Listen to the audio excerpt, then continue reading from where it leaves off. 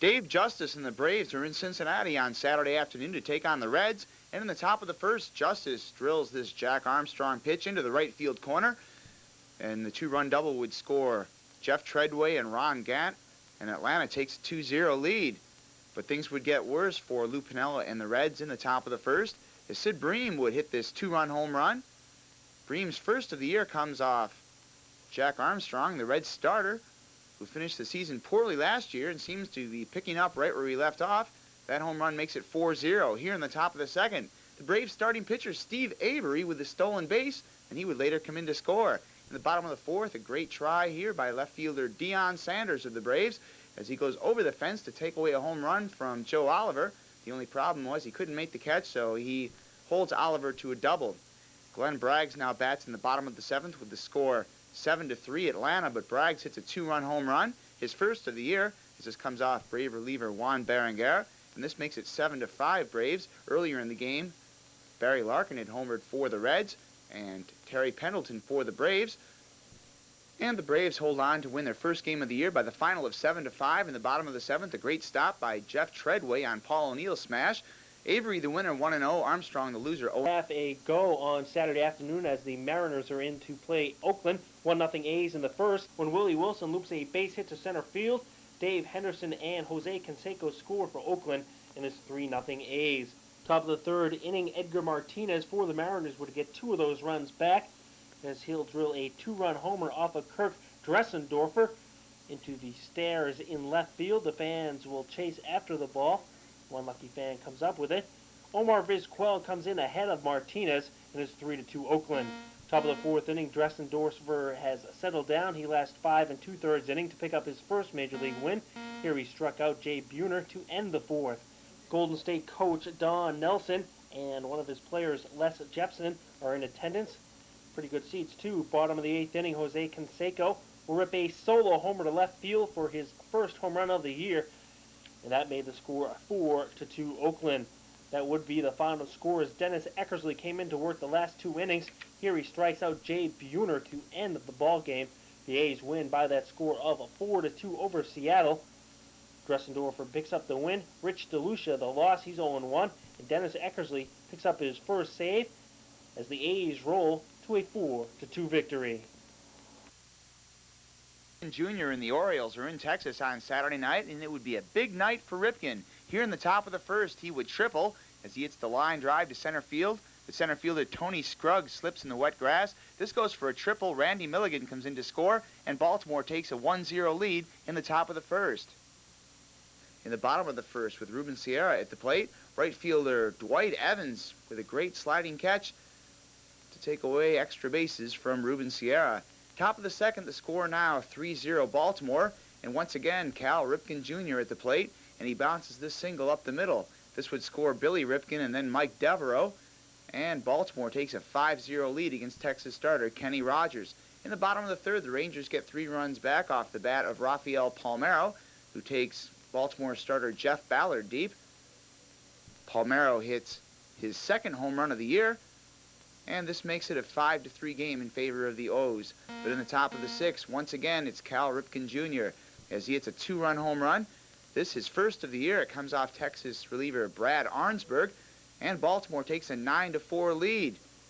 But Ripken wasn't finished against Bobby Valentine's Rangers, who've lost all 4 games that they've played this year, as in the top of the eighth, he would step up once again and hit yet another 2-run home run. So Cal Ripken Jr. with a career-high 7 RBI, as he goes 4 for 5 in this one with 2 home runs and a triple. Baltimore defeats Texas by the final of 11-4. The Rangers now 0-4.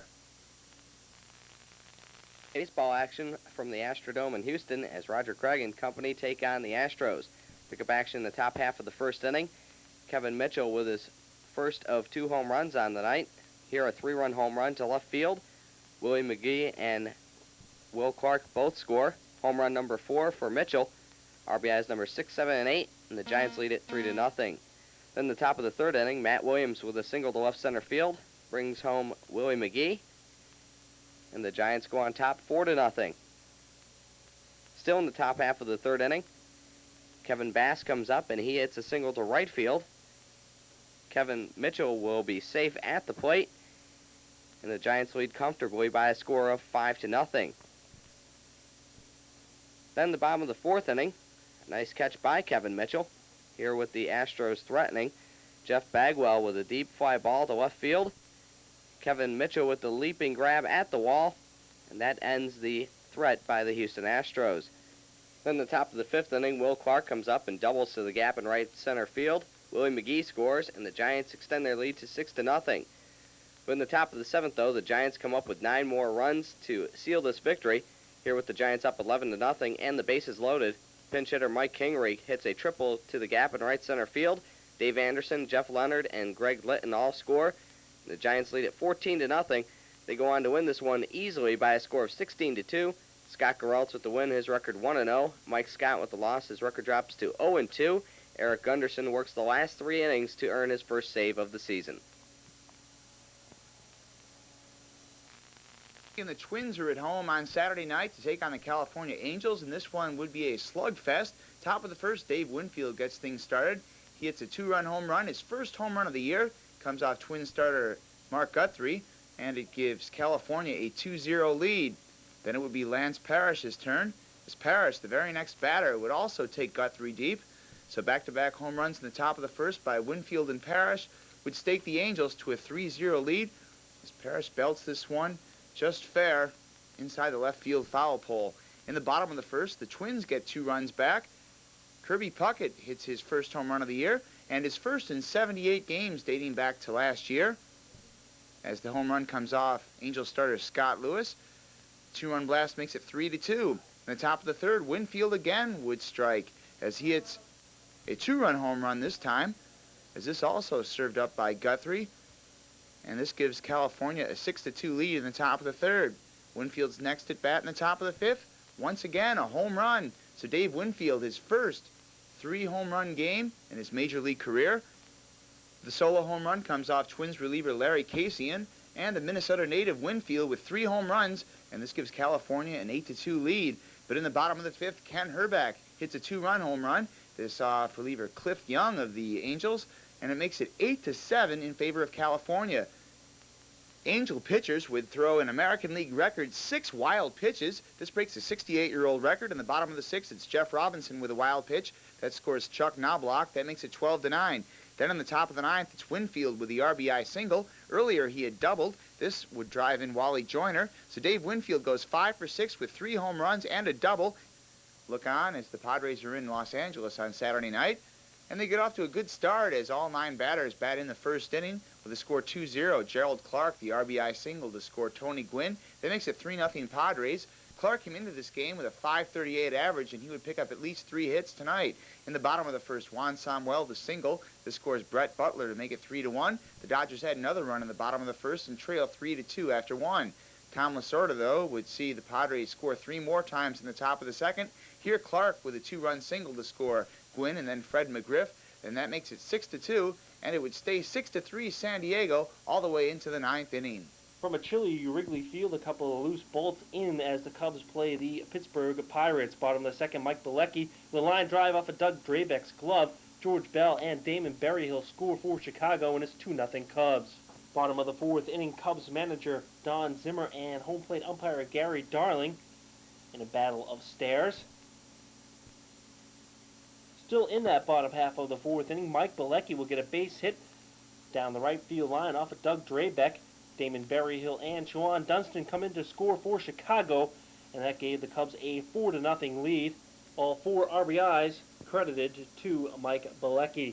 Bottom of the fifth inning, Barry Bonds will crash his knee into the brick wall after making the catch on the Mark Grace ball pop up.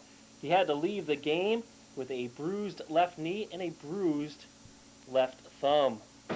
7-0 now in the top half of the sixth inning. Mike Bilecki will strike out Jay Bell in a called third strike. Bell will argue the call, but it would be ruled a strikeout for Bilecki.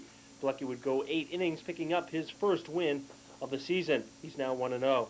Bottom of the ninth inning, Lloyd McClendon would hit a 3-run homer off of Les Lancaster. He picked up Andy Van Slyke and Bobby Bonilla. The final score in Chicago is 7-3 Cubs. Doug Drabeck is 0-2 to start his 1991 season. chilly and damp day at Royals Stadium in Kansas City as the Royals play host to the New York Yankees. Pick up action in the bottom of the second inning. Brett Maine will come up, and he will hit a single to left field. Kurt Stillwell will score, and the Royals are on top by a score of 1-0. Then the top of the fifth inning, with the Royals up now 2-1. Matt Noakes takes the first pitch off Brett Saberhagen, and he puts it over the right field wall. For Matt Noakes, home run number 1, and the game is tied up at 2 apiece. The Yankees would send 12 men to the plate in this top half of the fifth inning and score 8 runs. Then later on in the inning, Matt Noakes makes his second appearance of the inning, and he hits a double to center field. Kevin Moss scores, and the Yankees take an 8-2 lead. They led it 9-2 heading to the bottom of the fifth inning.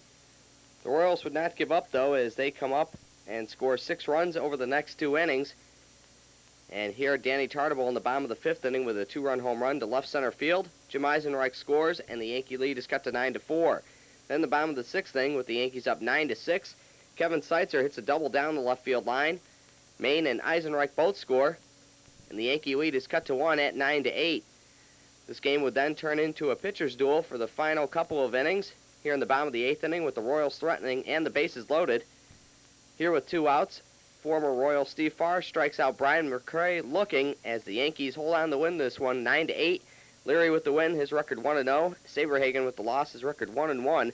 Steve Farr picks up his first save of the season. The New York Mets and their fans pay tribute to the Desert Storm troops on Saturday afternoon at Shea Stadium in New York. The Mets hosting the Montreal Expos in the top of the first. The Expos get off to a good start. Tim Wallach with the RBI single. This scores Delino DeShields, and it's 1-0 Montreal. David Cohn keeping busy on an off day as he serves coffee to his teammates in the Mets dugout. And in the bottom of the third with New York trailing now 2-1. Darrell Boston with the RBI single to score Dave Magadan, and this ties the game at 2 apiece.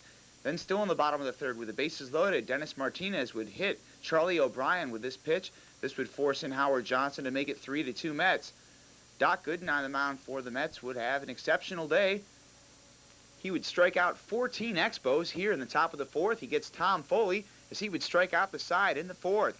In the bottom of the sixth, the Mets get some insurance. Howard Johnson hitting this 3-0 pitch from Mel Rojas over the fence for a 2-run home run, his first of the year. That makes it 5-2 New York, and Gooden would take charge from there as he would allow 3 runs and 7 hits going the distance and striking out double-figure batters for the 45th time in his career. He strikes out Marquise Grissom to end this one, and the Mets win it 5-3. Gooden, the winner, is now 2-0. Dennis Martinez, the loser, is 1-1. Gooden is now 20-4 in his career in the month of April.